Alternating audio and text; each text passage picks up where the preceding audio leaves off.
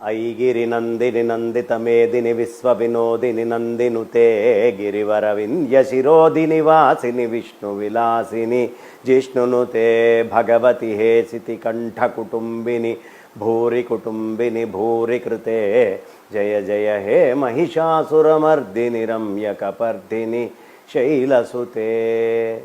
పూర్వము మహిషుడు అని ఓ రాక్షసుడు ఉండేవాడు. వాడు బ్రహ్మదేవుడి కోసం భయంకరమైన తపస్సు చేశాడు. బ్రహ్మదేవుడు ప్రత్యక్షమయ్యాడు. ఏం కావాలి నాయన? నాకు మృత్యువు లేకుండా అమరత్వాన్ని ప్రసాదించు అన్నాడు. చాలా కష్టమయ్యా, ఏదైనా ఒక్క చిన్న కారణం ఉంచుకొని నువ్వు కోరుకో, నీకు ఇచ్చేస్తాను. సరే, నాకు ఆడవాళ్ళు తప్ప మిగతా ఎవరితోటి చావు లేకుండా వరం ఇవ్వు అన్నాడు. అబల నన్నేం చేయగలదు, ఆడది నన్నేం చేయలేదు అని తల పొగరుగా మాట్లాడాడు. సరే, నీకు ఆ వరాన్ని నేను ఇస్తున్నాను, ఎప్పుడైనా నీకు మరణం ఉంటే ఆడదాంతో తప్ప ఇంకెవరితోటి ఉండే అవకాశం లేదు అని వరం ఇచ్చాడు. ఆయన వెళ్ళిపోయాడు. ఇక ఆ తర్వాత దేవతల మీదకి వెళ్ళి పడ్డాడు. ఆ దేవతలందరినీ రకరకాలైనటువంటి హింసలు పెట్టడం మొదలుపెట్టాడు. దేవతలు ఎక్కడ వాళ్ళు అక్కడికి వెళ్ళిపోయారు. చక్కగా మొత్తం అమరావతి నగరాన్ని, స్వర్గాన్ని మొత్తాన్ని ఆధిపత్యంలోకి తెచ్చుకున్నాడు. ఎక్కడ చూసినా అతని ప్రభే కనిపించేట్టుగా చక్కగా ఆ పరిస్థితులు ఏర్పరచుకున్నాడు.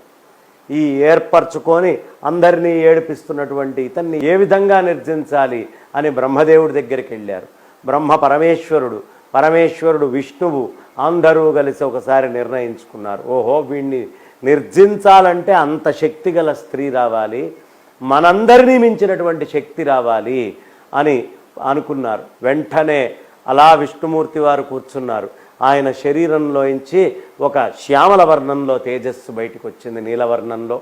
అలాగే బ్రహ్మదేవుడిలోంచి తేజస్సు వచ్చింది. ఇంకొక తేజస్సు పరమేశ్వరుడిలోంచి, ఇంకొక తేజస్సు ఇంద్రుడిలోంచి, యముడిలోంచి, కుబేరుడిలోంచి, దిక్పాలకులందరిలోంచి ఒక్కొక్క తేజస్సు అలా వచ్చి కలిసి ఒక్కసారి హిమవత్ పర్వతమంత రూపాన్ని ధరించింది. ఈ తేజస్సు సరే అంతా వచ్చింది, మరి తల్లికి ఆయుధాలేమి ఇవ్వాలి అన్నాడు.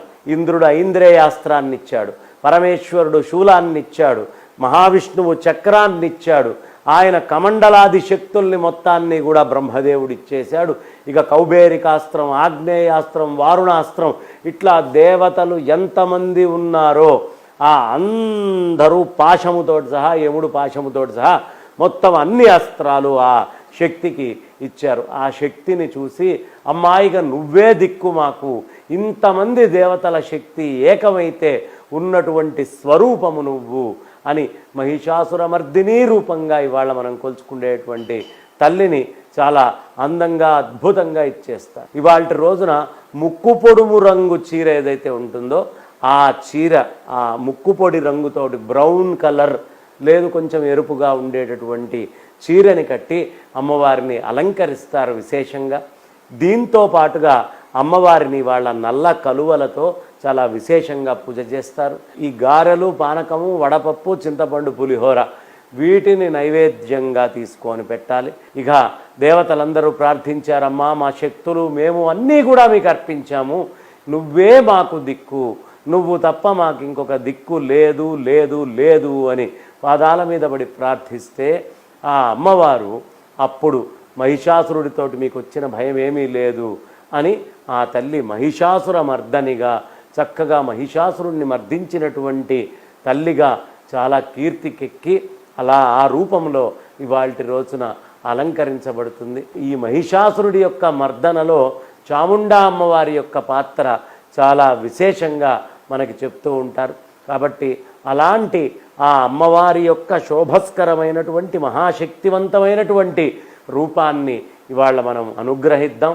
ఆ అమ్మవారికి ముక్కు పొడుము రంగులో, ఎరుపు రంగులో వస్త్రాలని కట్టి నల్ల కలువతో అమ్మవారిని పూజించుకొని, అదేవిధంగా చక్కగా ఆ అమ్మవారిని మనం ఎంతైనా సరే అనేకమైనటువంటి భక్ష్యాలతో అర్చించుకొని అనుగ్రహ పాత్రులమవుదాం. మహిషాసురమర్దిని అనుగ్రహించింది అంటే సకల దేవతాశక్తులు ఆ ఇంట్లోకి వచ్చినట్టే. శ్రీ